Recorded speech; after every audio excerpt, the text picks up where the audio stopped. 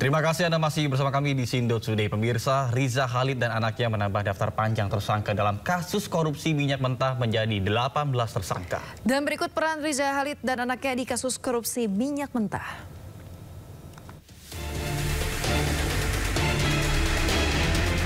Saudagar minyak Muhammad Riza Khalid dan anaknya M. Keri Andrianto Riza ditetapkan sebagai tersangka kasus dugaan korupsi tata kelola minyak mentah dan produk kilang pada PT Pertamina. Bapak dan anak ini berbeda peran dalam kasus korupsi minyak mentah. M. Keri lebih dulu ditetapkan tersangka oleh Kejaksaan Agung pada Senin 24 Februari 2025 lalu. Keri menjabat beneficial owner PT Navigator Khatulistiwa. Keri diduga melakukan pemufakatan jahat dalam pengadaan impor minyak mentah oleh PT Kilang Pertamina Internasional dan produk kilang oleh PT Pertamina Patraniaga. Proses impor ini dilakukan untuk mengambil untung secara sepihak. Pada Juli ini, Kejagung menetapkan Muhammad Riza Khalid sebagai tersangka. Riza merupakan beneficial owner PT Navigator Khatulistiwa dan PT Orbit Terminal Muhammad Riza Khalid. Riza Khalid menyepakati kerjasama penyewaan terminal BBM Tangki Merak dengan melakukan intervensi kebijakan tata kelola PT Pertamina. Perbuatan Riza Khalid melawan hukum sebab kerjasama ini dilakukan dengan mengintervensi kebijakan tata kelola minyak di perusahaan BUMN tersebut. Total kerugian kasus korupsi ini mencapai 285 triliun rupiah. Kerugian ini bertambah dari angka yang sebelumnya diumumkan Kejagung 193,7 triliun rupiah. Riza Khalid dan anaknya menambah daftar panjang tersangka dalam kasus korupsi minyak mentah menjadi 18 tersangka.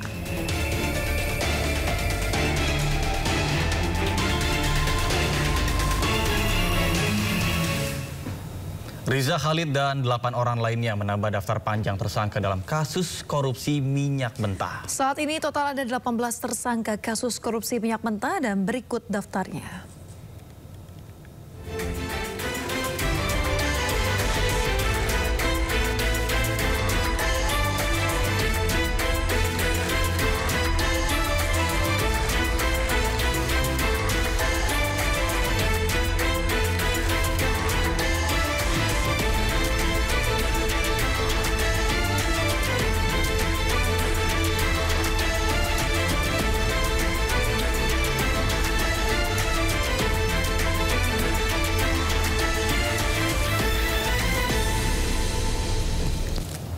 Menanggapi perkembangan kasus korupsi tata kelola minyak, pihak Pertamina akan kooperatif dan menghormati seluruh tahapan hukum yang sedang berjalan.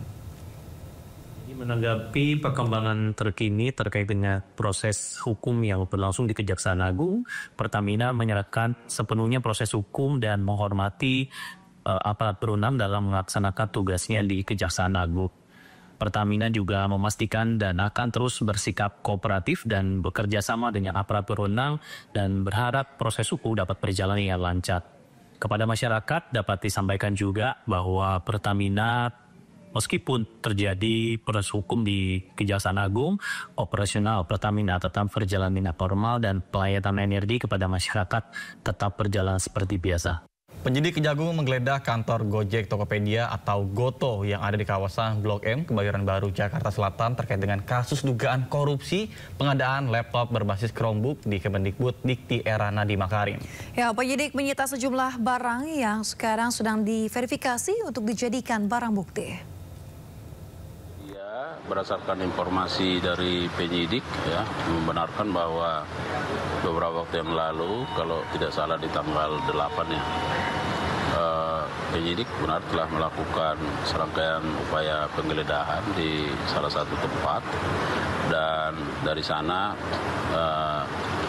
dilakukan penyitaan terhadap berbagai barang bukti dan itu sekarang sedang dilakukan pencacahan dan verifikasi terhadap barang bukti yang disita dan nanti kita lihat apa urgensinya. Tentu kita harapkan bahwa dengan berbagai barang bukti yang sudah dilakukan penyitaan ini bisa lebih membuat terang dari tindak pidana yang sedang disidik Nanti kita tunggu seperti apa hasilnya.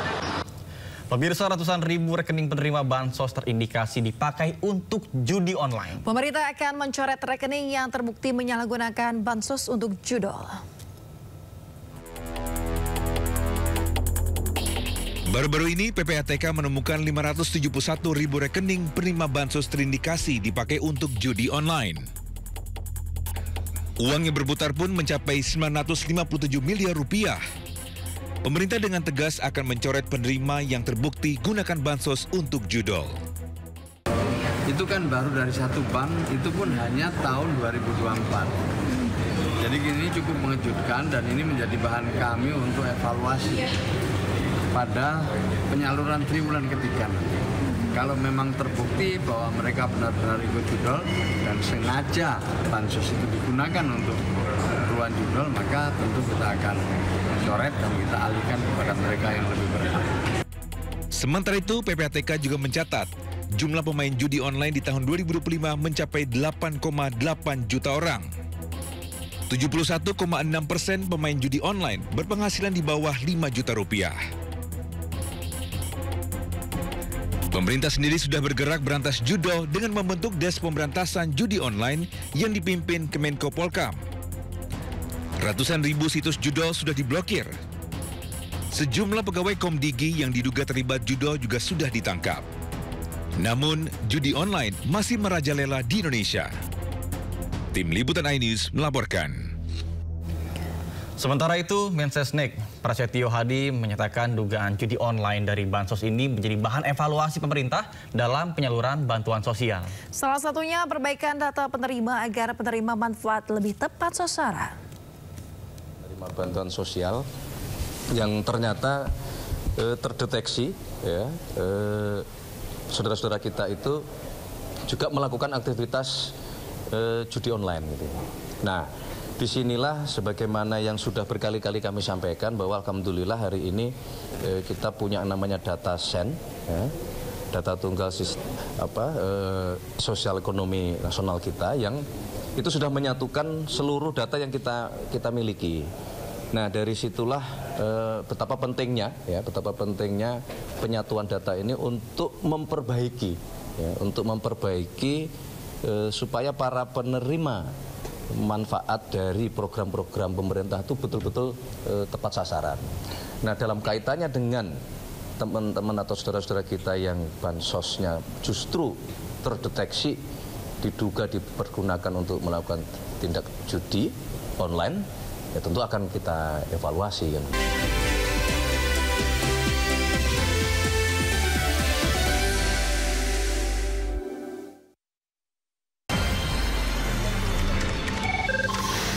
Sumber dari berbagai sumber berita aktual. Sumber informasi, sumber inspirasi.